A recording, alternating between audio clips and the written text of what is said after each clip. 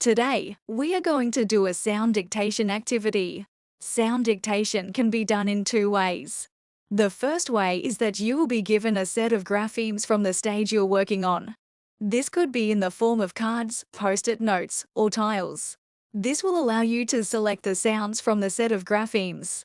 When you are demonstrating that you can do this easily, your teacher will take these away to check if you can form the letters without a grapheme to copy from. Let's have a look at what the harder version looks like. In this activity, you're going to write down some sounds that we've been learning, okay? So I'm going to say the sound and then you're going to repeat it, okay? And then you're going to write the letters on your post-it note that represent that sound.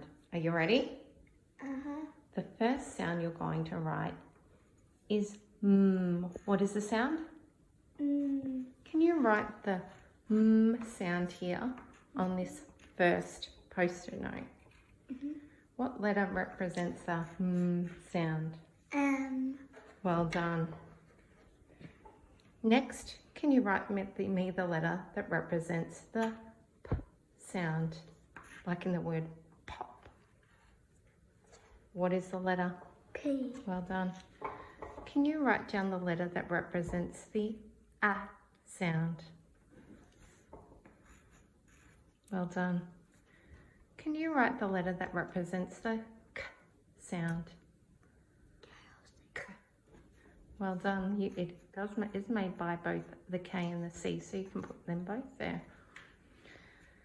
The last letter I'm going to get you to write is the letter that represents the S sound. Beautiful.